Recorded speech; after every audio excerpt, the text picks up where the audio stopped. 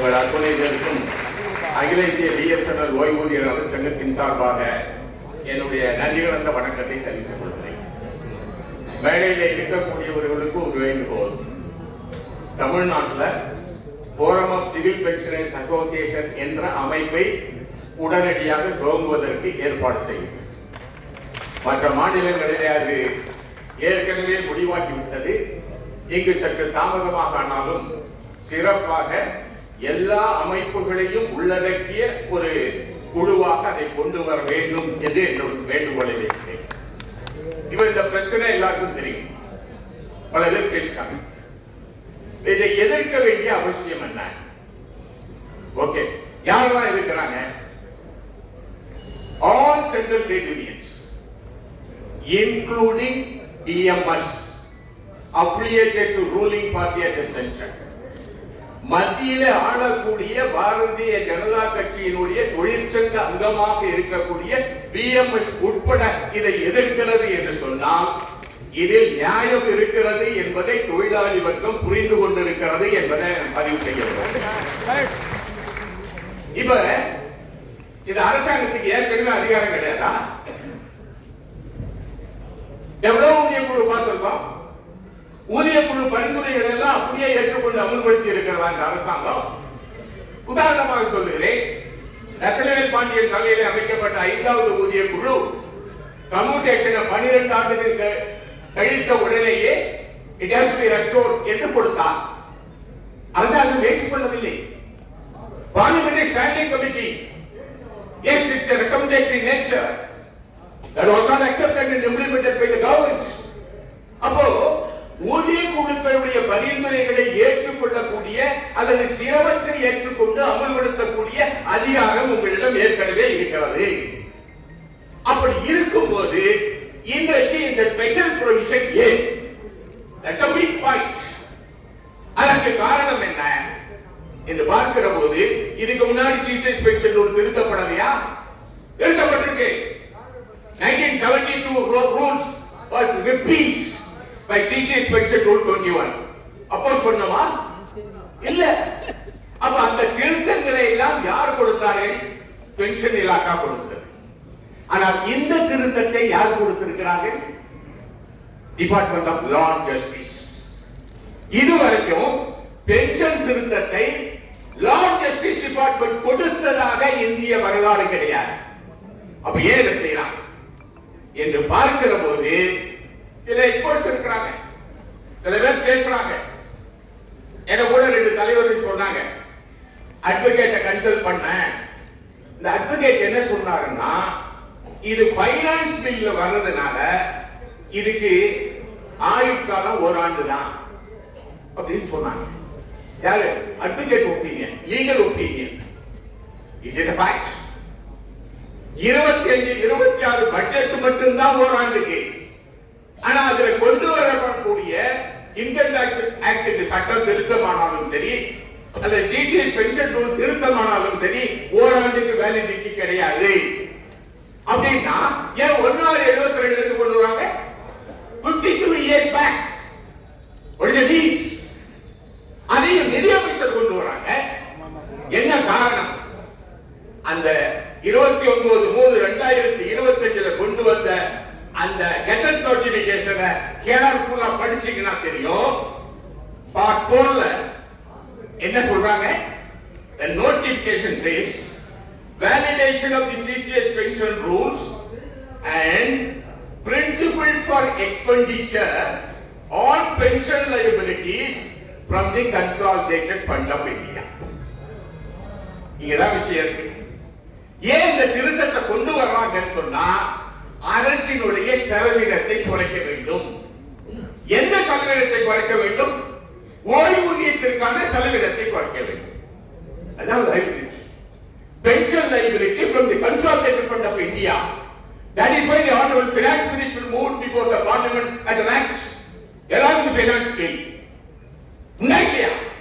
அப்போ இதனுடைய நோக்கம் அரசினுடைய ஓய்வூதிய செலவை குறைக்க வேண்டும் என்பது தெள்ளத் தெளிவாக மாறிய பிறகு இன்னும் சில பேருக்கு சந்தேகம் இருக்கு. இதை எதுக்கணுமா? இன்னும் சில பேர்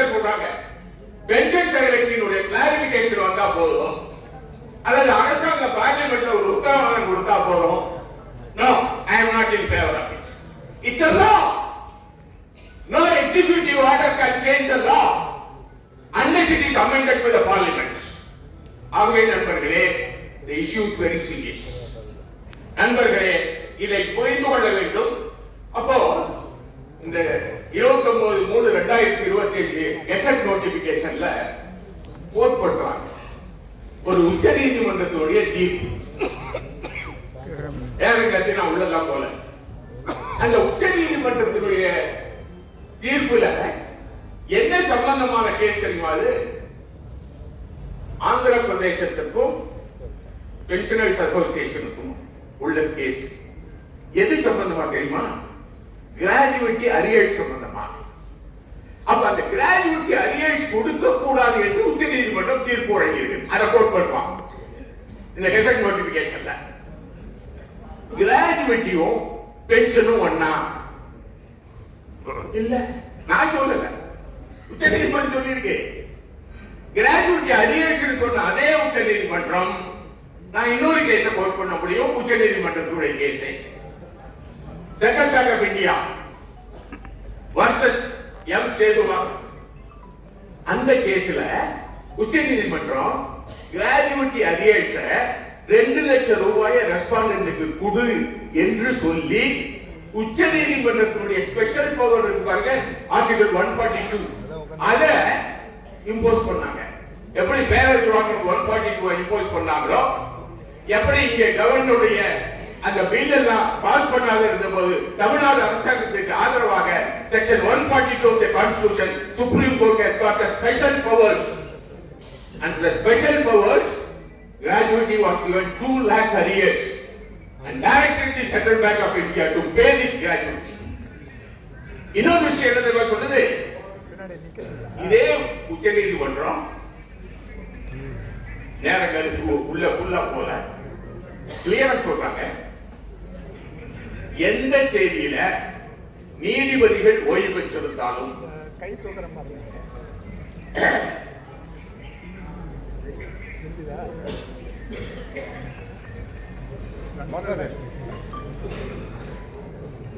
பாரா 7 14/1/1988 உச்ச நீதிமன்றத்தினுடைய தீர்ப்பு.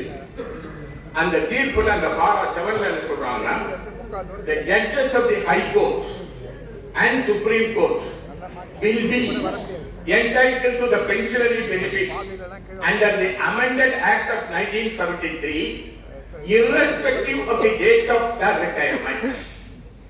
They will be so entitled with effect from 1/10/1974. Arrears of pension calculated under the provision of the new act will be paid to those to whom it is due within 4 months from today. In case of judges who have died after 1/10/74, the amount due will be paid to the legal heirs of the judges within 4 months from today. ஜட்ஜஸ்க்கு உச்ச நீதிமன்றம் கொடுத்த தீர்ப்பு. Date of retirement எதா இருந்தாலும் கவலை இல்லையா, அவனுக்கு அந்த தேதியில இருந்து அரியர்ஸ் கொடு சொன்னது உச்ச நீதிமன்றம். யாருக்கு? உயர் நீதிமன்றம் உச்ச நீதிமன்ற நீதிபதிகளுக்கு. உங்களுக்கு ஒரு நிதி, எங்களுக்கு ஒரு நிதியா இருக்க முடியுமா? சாத்தியமே இல்லை. அப்படி ஏராளமான விஷயங்களை சொல்ல முடியும். இன்னொரு கேள்வி வருது, என்ன? இது சென்ட்ரல் கவர்மெண்ட் பென்ஷனர்ஸ் தான் பாதிக்கும். பிஎஸ்என்எல்ல ஐடிஏ பென்ஷன் வாங்குறாங்க, அது பாதிக்குமா? இந்த ஒரு கேள்வி நியாயமாக எழுதலாம். நான் சொல்றேன், இந்த கெசட் நோட்டிபிகேஷன் பாரா 148 ஏ சாரி பி பிரிவில் என்ன சொல்லுதுன்னா, pension rules means CCS pension rules 1972 as it existed prior to its seizure of operation, or CCS pension rule 2021 or CCS extraordinary pension rule 2023 made under the proviso to article 309 of the constitution and instructions issued thereafter. அப்ப என்ன சொல்லுது? பிஎஸ்என்எல்லுக்கோ எம்டிஎன்எல்லுக்கோ they are getting pension under CCS pension rule. இப்ப இது என்ன சொல்லுது? Rules என்ன rule? CCS pension rule. அப்போ when you are covered under CCS pension rule, automatically you are getting affected. So comrades, இப்படி எல்லாம் சில விஷயங்கள் இருக்கிறது.